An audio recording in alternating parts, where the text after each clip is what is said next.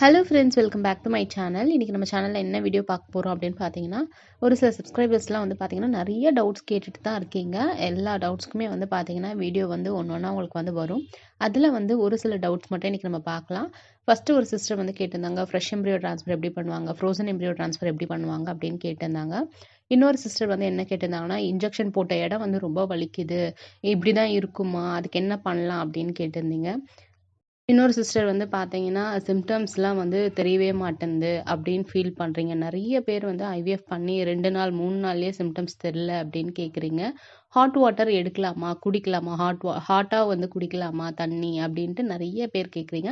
So அந்த doubts எல்லாம் இன்னைக்கு இந்த வீடியோல வந்து பார்க்கலாம். வீடியோக்குள்ள போறதுக்கு முன்னாடி நம்ம சேனல புதுசா பார்க்குறீங்கன்னா, நம்ம சேனல சப்ஸ்கிரைப் பண்ணிக்கோங்க. பக்கத்துல இருக்க பெல் ஐகானையும் கிளிக் பண்ணிக்கோங்க. ஸோ தட் நான் போடுற வீடியோஸ் வந்து உங்களுக்கு டைரக்ட்டா நோட்டிஃபிகேஷன் மூலியமா வரும்.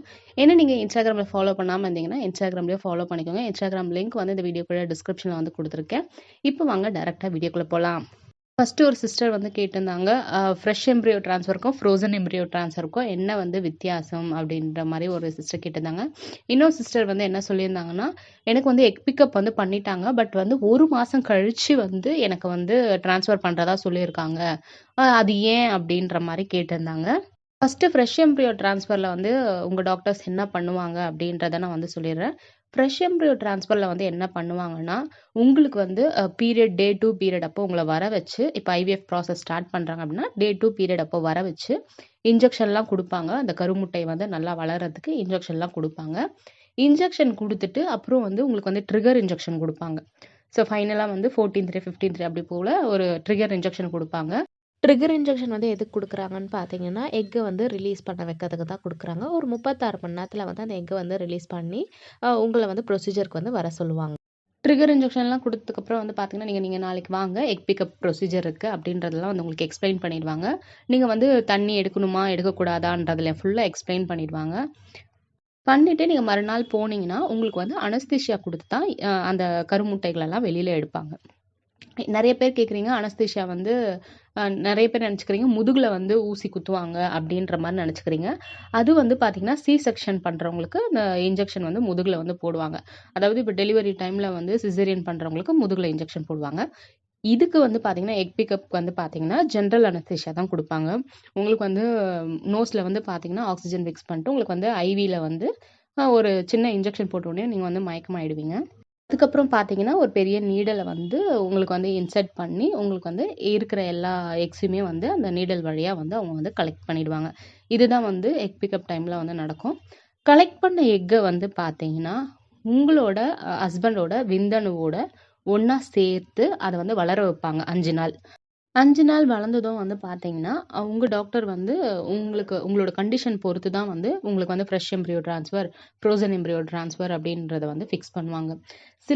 சில டாக்டர்ஸ் வந்து பார்த்தீங்கன்னா, இந்த பேஷண்ட்டுக்கு இந்த கண்டிஷனுக்கு வந்து ஃப்ரோசன் எம்ப்ரியோ வச்சா வந்து பார்த்தீங்கன்னா, சக்சஸ் ஆகறதுக்கு நெறைய வாய்ப்பு இருக்கு அப்படின்னு டிசைட் பண்ணலாம்.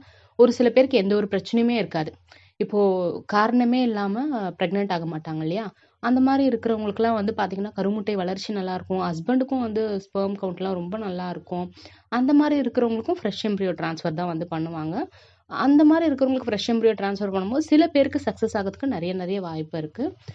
நெறைய பேர் கேட்குறீங்க, ஃப்ரெஷ் எம்ப்ரியோ ட்ரான்ஸ்ஃபர் வந்து நல்லதா? ஃப்ரோசன் எம்ப்ரியோ ட்ரான்ஸ்ஃபர் வந்து நல்லதான்னு கேட்குறீங்க. ஃப்ரோசன் எம்ப்ரியோ ட்ரான்ஸ்ஃபர்ல வந்து பார்த்தீங்கன்னா, கொஞ்சம் சக்சஸ் ரேட் ஜாஸ்தி. ஒரு 10% அப்படின்னு வச்சுக்கோங்களேன். 10-20% சக்சஸ் ரேட் ஜாஸ்தி. அந்த ஃப்ரெஷ் எம்ப்ரியோ ட்ரான்ஸ்ஃபர்ல வந்து பார்த்தீங்கன்னா, கருமுட்டை எடுத்து 5 நாள் வளர வச்சு, உங்களுக்கு வந்து பார்த்தீங்கன்னா, அந்த 5வது நாள், 6வது நாள் வந்து பார்த்தீங்கன்னா, உடனே வந்து எம்ப்ரியோவா ஃபார்ம் ஆன அந்த கருவ எடுத்து உங்களுக்கு வந்து யூட்ரஸ்ல வச்சுட்டு, உங்கள வீட்டுக்கு அனுப்பிடுவாங்க. சில ஹாஸ்பிட்டல்ல வந்து வீட்டுக்கு அனுப்பிடுவாங்க. ஒரு சில ஹாஸ்பிட்டல்ல நீங்க இங்கேயே இருங்க அப்படின்னு சொல்லுவாங்க.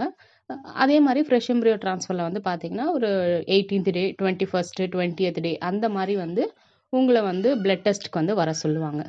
இதுதான் வந்து பார்த்தீங்கன்னா, ஃப்ரெஷ் எம்ப்ரியோ ட்ரான்ஸ்ஃபர்ல வந்து நடக்கும். ஃப்ரோசன் எம்ப்ரியோ ட்ரான்ஸ்ஃபர்ல வந்து பார்த்தீங்கன்னா, இதே எக் பிக்கப் ப்ராசஸ் தான் நடக்கும். கருமுட்டையெல்லாம் எடுத்து, உங்களோட ஹஸ்பண்டோட விந்தணுவோடு சேர்த்து ஒண்ணா வளர வச்சுட்டு, அத ஃப்ரீஸ் பண்ணிடுவாங்க. வளர்ந்த அந்த எம்ப்ரியோஸ் எல்லாம் வந்து ஃப்ரீஸ் பண்ணிடுவாங்க. ஒரு சிலது வந்து பார்த்தீங்கன்னா, 5 நாள் எம்ப்ரியோ வளர்ந்திருக்கும். சிலது 4 நாள் தான் வளர்ந்திருக்கும். சிலது 3 தான் வளர்ந்திருக்கும். 3 நாள் தான் வளர்ந்திருக்கும்.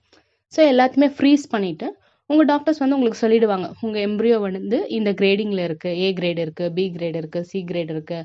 இந்த எம்ப்ரியோ 5 நாள் வரைக்கும் வளர்ந்துருக்கு, நல்ல கிரேடிங் கொடுப்பாங்க. சில எம்ப்ரியோ வந்து 3 நாள் தான் வளர்ந்துருக்கும், அதுக்கு மேலே அதனால் வளர முடியாது. ஸோ அந்த மாதிரி வந்து உங்களுக்கு வந்து கிரேடிங் வந்து சொல்லிடுவாங்க. இத்தனை எம்ப்ரியோ கிடச்சிருக்கு, இத்தனை எக்கு நாங்கள் கலெக்ட் பண்ணோம், இத்தனை எக்கில் வந்து இத்தனை எம்ப்ரியோவாக ஃபார்ம் ஆகிருக்கு, இத்தனை எம்ப்ரியோவில் வந்து பார்த்தீங்கன்னா நாங்கள் வந்து உங்களுக்கு 2 ட்ரான்ஸ்ஃபர் பண்ணுவோம், இல்லை 1 ட்ரான்ஸ்ஃபர் பண்ணுவோம் அப்படின்ற மாதிரி உங்கள் டாக்டர் வந்து உங்ககிட்ட தான் வந்து டிஸ்கஸ் பண்ணுவாங்க. 2 மாதம் என்ன பண்ணுவாங்க அந்த எம்ப்ரியோஸ் அப்படின்னு பார்த்தீங்கன்னா, ஃப்ரீஸ் பண்ணிடுவாங்க. அவங்கக்கிட்ட வந்து பார்த்தீங்கன்னா ஒரு மிஷின் இருக்கும், அந்த மிஷினில் வந்து நைட்ரஜன் சொல்கிற ஒரு சொல்யூஷனை வந்து ஆட் பண்ணிவிட்டு அதை வந்து ஃப்ரீஸ் பண்ணிடுவாங்க. இப்போ நிறைய பேர் வந்து கேட்குறீங்க, ஃப்ரீஸ் பண்ண எம்ப்ரியோவை வந்து ட்ரான்ஸ்ஃபர் பண்ணும்போது அதை வந்து வளருமா, அதுக்கு வந்து உயிர் வந்து வருமா, அது நல்ல க்ரோத் வந்து கொடுக்குமா அப்படின்னு நிறைய பேர் கேட்குறீங்க. ஃப்ரோசன் எம்ப்ரியோ ட்ரான்ஸ்ஃபரில் வந்து பார்த்தீங்கன்னா சக்ஸஸ் ரேட் ஒரு 10-15% வந்து கொஞ்சம் அதிகம் தான் ஃப்ரெஷ் எம்ப்ரியோவை விட. அதில் என்ன பண்ணுவாங்கன்னா, ஃப்ரீஸ் பண்ண எம்ப்ரியோவை வந்து உங்களுக்கு வந்து எடுத்து வைக்கும்போது அந்த எம்ப்ரியோவோட குவாலிட்டி தான் வந்து பார்த்தீங்கன்னா ரொம்ப முக்கியம். சில எம்ப்ரியோ வந்து ஏ கிரேடே இருந்தாலும் கூட அது வந்து கர்ப்பப்பையில எடுத்து வைக்கும்போது அதனால் வந்து சம்டைம்ஸ் வந்து வளர முடியாமல் போகிறதுக்கும் நிறைய சான்சஸ் வந்து இருக்குது. நிறைய பேர் கேட்குறீங்க, எனக்கு ஏ கிரேட் எம்ப்ரியோ தான் ட்ரான்ஸ்ஃபர் பண்ணாங்க, ஆனால் வந்து எனக்கு வந்து நெகட்டிவ் வந்துடுச்சு அப்படின்னு நிறைய பேர் ஃபீல் பண்ணுறீங்க. அதுக்கு காரணமே என்னென்னா, சில எம்ப்ரியோலாம் வந்து பார்த்தீங்கன்னா நல்லா வளர்ந்துருக்கும், ஏ கிரேடுன்னு சொல்லுவாங்க, பி கிரேடுன்னு சொல்லுவாங்க, நல்லா வளர்ந்துருக்கு, நல்லா இருக்குது அப்படிலாம் சொல்லுவாங்க. அதை கர்ப்பப்பையில் எடுத்து வச்சதுக்கப்புறம் என்ன ஆகும் அப்படின்னு பார்த்தீங்கன்னா, சில எம்ப்ரியோ வந்து டெத் ஆகிறதுக்கு நிறைய வாய்ப்பு இருக்குது. கர்ப்பப்பையில எடுத்து வச்ச உடனே வந்து பார்த்தீங்கன்னா, சில எம்ப்ரியோலாம் வந்து பார்த்தீங்கன்னா, ஒட்டி வளரவே வளராது. அந்த ரீசன்னால கூட வந்து பார்த்தீங்கன்னா, நிறைய பேருக்கு நெகட்டிவ் வந்து வரும். நிறைய பேர் கேட்குறீங்க, ஏ கிரேட் தான் வச்சாங்க, ஏன் இப்படி ஆச்சு? ஏன் நெகட்டிவ் வந்துடுச்சுன்ட்டு. நம்மளுக்கு வந்து நிறைய ரீசன் இருக்கு. இதனால தான் ஃபெயிலியர் ஆயிருக்கும்ன்ட்டு குறிப்பிட்டு சொல்ல முடியாது. ஃப்ரீஸ் பண்ண எம்ப்ரியோவை வந்து பார்த்தீங்கன்னா, ஒரு 2 மந்த்துக்கு அப்புறம் வந்து உங்கள வர சொல்லிட்டு, உங்களுக்கு வந்து இன்ஜெக்ஷன்ஸ்லாம் கொடுத்து எண்டோமெட்ரியம் திக்னஸை வந்து இம்ப்ரூவ் பண்ணிட்டு, அதுக்கப்புறமா வந்து பார்த்தீங்கன்னா, உங்களோட கர்ப்பப்பையிலே வந்து வைப்பாங்க. இதுதான் வந்து frozen embryo transfer. Frozen embryo ட்ரான்ஸ்ஃபரில் வந்து பார்த்தீங்கன்னா, 10-15%, 20% வந்து சக்ஸஸ் ரேட் வந்து கொஞ்சம் அதிகம் அப்படின்ற மாதிரி தான் வந்து சொல்கிறாங்க. இன்னொரு சிஸ்டர்ஸ் வந்து என்ன கேட்டிருந்தாங்க அப்படின்னா, ஐவிஎஃப் வந்து பண்ண போகிறோம், நிறைய இன்ஜெக்ஷன்ஸ் கொடுப்பாங்களா அப்படின்னு வந்து கேட்டிருந்தாங்க. இப்போ உங்களுக்கு ஃப்ரெஷ் எம்ப்ரியோ ட்ரான்ஸ்ஃபர் பண்ணுறாங்க அப்படின்னா, உங்களுக்கு வந்து அந்த அளவுக்கு வந்து இன்ஜெக்ஷன்ஸ் வந்து கிடையாது. ட்ரான்ஸ்ஃபருக்கு அப்புறம் கூட வந்து பார்த்தீங்கன்னா, டேப்லெட் மட்டும் தான் இருக்கிற மாதிரி இருக்கும். அந்த அளவுக்கு இன்ஜெக்ஷன் வந்து கிடையாது. அந்த அளவுக்கு டேப்லெட்டும் உங்களுக்கு கிடையாது. ஃப்ரோசன் எம்ப்ரியோ ட்ரான்ஸ்ஃபர் பண்ணுறாங்க அப்படின்னா, நிறைய டேப்லெட்ஸ் கண்டிப்பாக இருக்கும், நிறைய இன்ஜெக்ஷன்ஸ் கண்டிப்பாக இருக்கும். ஒரு நாளைக்கே நீங்கள் வந்து பார்த்தீங்கன்னா, ஒரு 3 இன்ஜெக்ஷன் எடுக்கிற மாதிரி இருக்கும். நெக்ஸ்ட் டே வந்து பார்த்தீங்கன்னா, மறுநாள் வந்து ஒரு 2 இன்ஜெக்ஷன் எடுக்கிற மாதிரி இருக்கும். ஒரு 2 இன்ஜெக்ஷன் மட்டும் ஒரு நாள் விட்டு ஒரு நாள் எடுக்கிற மாதிரி இருக்கும். ஒரே ஒரு பிளட் தின்னர் இன்ஜெக்ஷன் மட்டும் தினமும் எடுக்கிற மாதிரி இருக்கும். இதில் இன்னொரு சிஸ்டர் ஒரு டவுட் கேட்டிருந்தாங்க. அது என்ன அப்படின்னு பார்த்தோம். ஃப்ரோசன் எம்ப்ரியோ ட்ரான்ஸ்ஃபரில் வந்து நிறைய இன்ஜெக்ஷன் வந்து நம்மளுக்கு வந்து கொடுக்குறாங்க இல்லையா? அந்த இன்ஜெக்ஷன் நாங்கள் எவ்வளோ நாள் வந்து எடுக்கணும் அப்படின்னு வந்து கேட்குறீங்க. உங்களுக்கு வந்து ஒரு நாளைக்கு 3 இன்ஜெக்ஷன் இருக்கலாம், மறுநாள் வந்து 2 இன்ஜெக்ஷன் இருக்கலாம். ஆஃப்டர் இடி நான் சொல்கிறது, எம்ப்ரியோ ட்ரான்ஸ்ஃபர்லாம் பண்ணதுக்கப்புறமா இது வந்து நீங்கள் வந்து 3 மாதம் கண்டிப்பாக அந்த இன்ஜெக்ஷனை உங்கள் டாக்டர் வந்து எடுக்க சொல்லுவாங்க. நீங்கள் வந்து கண்டிப்பாக எடுக்கணும்னு சொல்லுவாங்க. ஸோ எந்த இன்ஜெக்ஷனுமே மிஸ் பண்ணாமல் நீங்கள் வந்து 3 மந்த் வந்து எடுங்க. 3rd மந்த்துக்கு அப்புறம் வந்து பார்த்தீங்கன்னா 2 இன்ஜெக்ஷன் வந்து உங்களுக்கு கிடையாது. வெறும் ஒரே ஒரு இன்ஜெக்ஷன் மட்டும்தான். அதுவும் அந்த பிளட் தின்னர் இன்ஜெக்ஷன் மட்டும்தான். இந்த ரத்தம் உறையறதுக்கு வந்து பார்த்தீங்கன்னா ஒரு இன்ஜெக்ஷன் கொடுப்பாங்க.